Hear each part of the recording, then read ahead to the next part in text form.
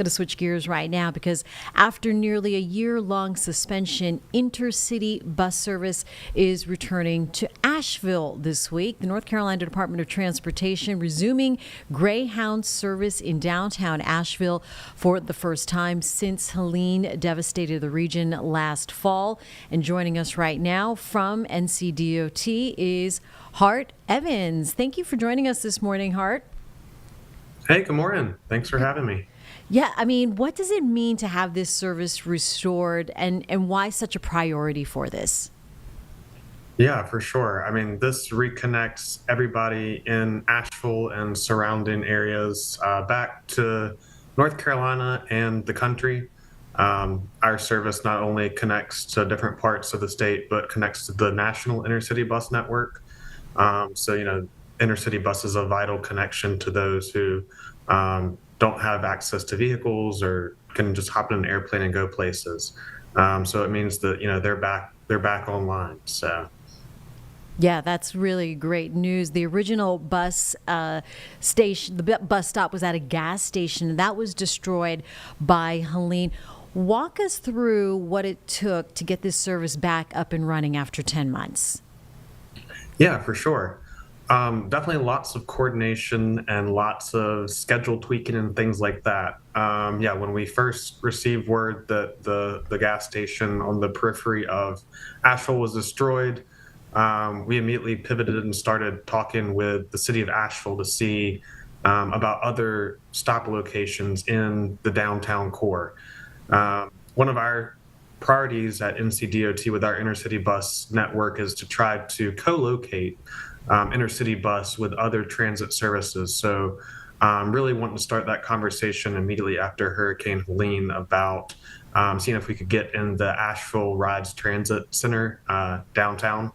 And of course, that takes lots of time and coordination to kind of get those agreements in place and all that. And then on top of that, because the schedules prior to Helene were a little bit, they were in the morning times, about 4 o'clock in the morning was one of the departure times. We wanted to make sure that we got people in Asheville back on a normal schedule. So now our buses depart at 8 a.m. and 9:30 a.m.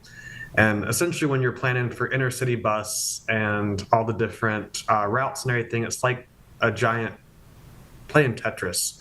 You try to connect Asheville to Raleigh to then get to Washington, D.C. and stuff like that. But then when you move something 5 minutes, you miss a connection somewhere else. So trying to make sure that we thoughtfully we connected everybody in Asheville, not only to all the major North Carolina cities, but then also to other places like Greenville, South Carolina, Atlanta, Georgia, Washington, D.C., Richmond, Virginia, Norfolk, Virginia, and then New York City were some of our top places we wanted to connect people to. So.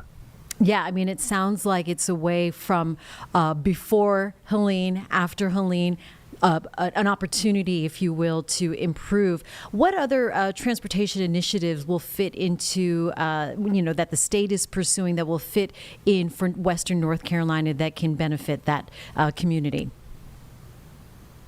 Yeah, I think, every day we're trying to think more about intercity bus and how we can bolster those connections and get people more connected.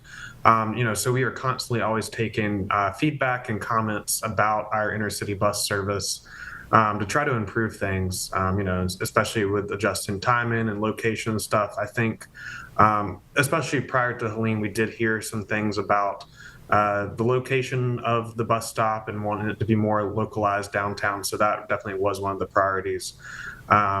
And then again, with locating downtown, you have access to every single transit route that pulses through to that intercity bus stop. Not only that, but you can also walk and bike there. The previous stop was not walkable or bikeable. So really making sure that we bring all the modes together to make sure that people can actually get to and from the bus stop. So I think, we will continue that work not only in Asheville, but in surrounding areas and throughout the rest of the state at our intercity bus stops. Yeah, Greyhound calling intercity bus travel really a lifeline for people, especially in this region and from the rural areas and the communities, help them access jobs and healthcare and family outings. So it sounds like so many things need to come together to help those folks out there.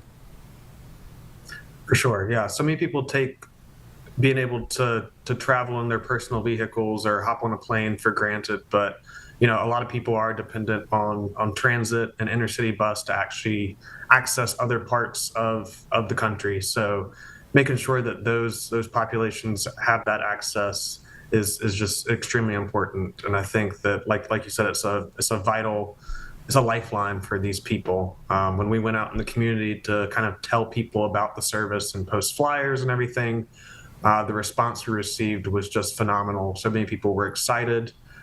We even heard from one lady who had just spent $140 taking an Uber from Asheville to Charlotte because she had to.